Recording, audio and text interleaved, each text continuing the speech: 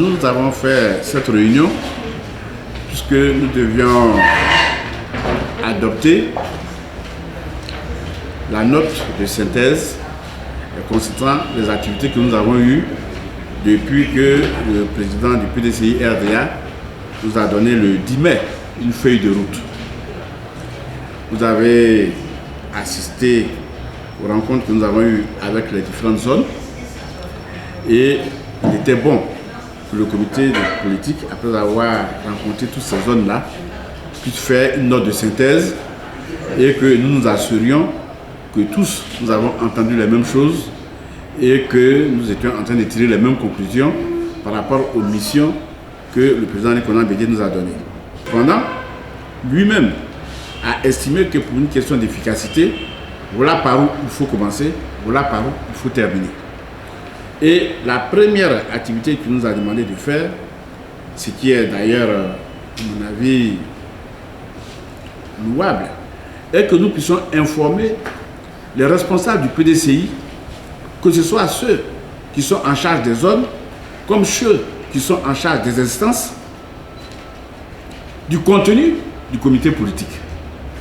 Car si nous voulons travailler avec toutes ces instances, encore faudrait-il que les responsables aient compris le sens de ce que le président Bédié voulait faire en créant donc, le comité politique, le comité de mobilisation des ressources et le comité de gestion des élections.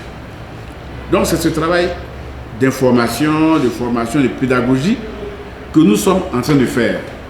Et il nous a demandé de commencer zone par zone, puisque tout le territoire national doit être touché le plus rapidement possible. Au niveau des zones, toutes les instances sont représentées. Mais surtout, il y a les délégués qui sont un peu les préfets du PDCI RDA qui sont au contact de la base jusqu'au plus petit niveau.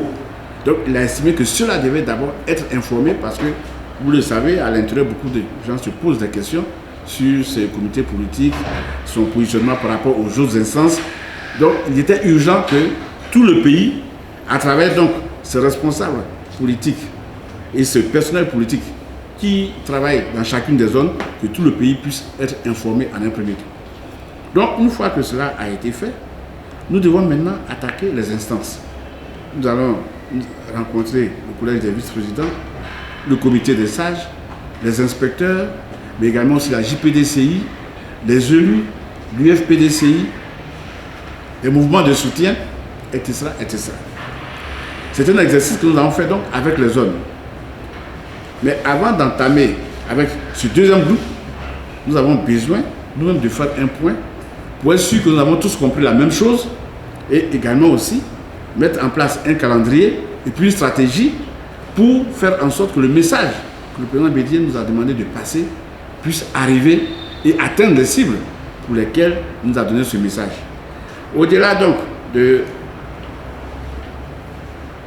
l'information que nous devions donner zone par zone, le président a donné également aussi des instructions par rapport aux remerciements qu'il voulait que nous puissions faire au niveau de tous les militants, parce qu'il sait bien que depuis 20 ans que le PDCI n'est plus au pouvoir, c'est beaucoup de souffrance pour ces militants.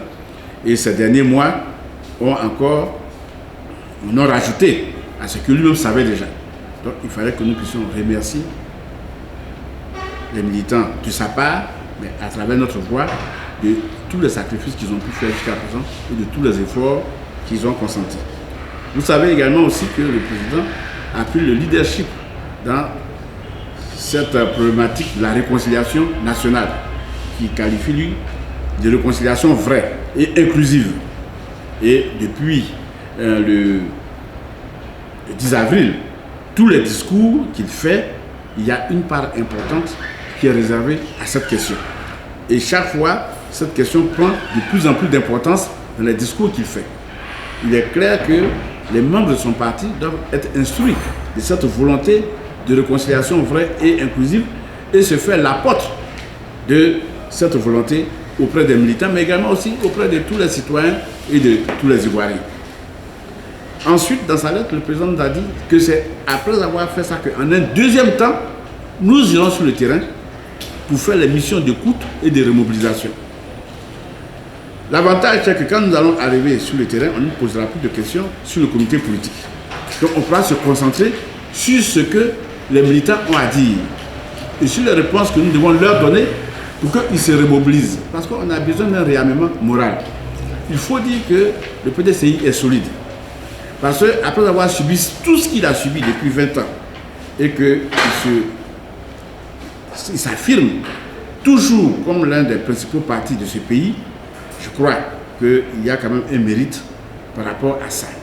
Mais même si le parti existe, même si les militants semblent résilients, il y a quand même un message d'espoir qu'on doit leur porter, message d'espoir qui sera de plusieurs volets. Donc, sur cette base, ça est vraiment si nous devons travailler le contenu et les éléments de langage de ce message d'espoir. C'est pour cela que nous avons convoqué cette réunion aujourd'hui. 1. Faire le point du travail que nous venons de faire ensemble en rencontrant toutes les zones. Nous avons aussi regardé à l'intérieur de ces rencontres avec les zones les préoccupations qui se sont dégagées, comment les choses se sont passées.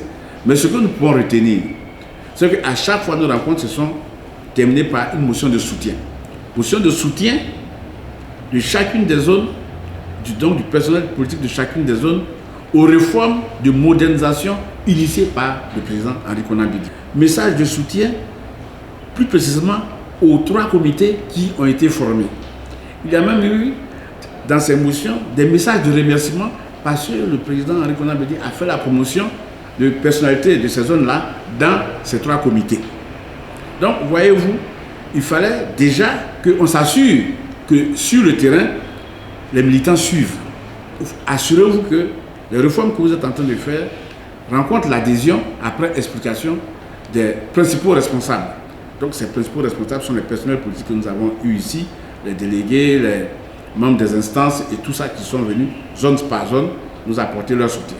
À leur tour, aujourd'hui, nous avons essayé d'imaginer le mécanisme que chacun d'entre eux mettra en place pour aller amplifier ce message qu'ils ont reçu ici, en attendant que les délégations arrivent. Parce que, comme je vous l'ai dit, on s'en va pour les écouter et non pour réexpliquer pourquoi le comité politique. Il faut que nous soyons efficaces.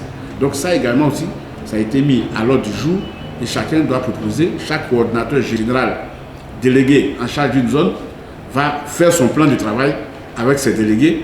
Mais nous voulons être informés de ce plan de travail parce que pour nous l'essentiel c'est que ça existe et que ce travail-là soit fait avant que, en octobre, lorsque nous allons aller sur le terrain, on n'aille plus nous poser des questions sur le comment et le pourquoi du comité politique. Essentiellement, c'est de ça que nous avons parlé. Nous avons parlé également aussi de l'actualité politique nationale en interne du parti comme à l'extérieur du parti. Et vous savez que nous sommes d'abord une force de proposition au président. Donc sur cette base, nous avons envoyé donc une lettre au président pour lui donner notre avis sur un certain nombre de choses. Merci.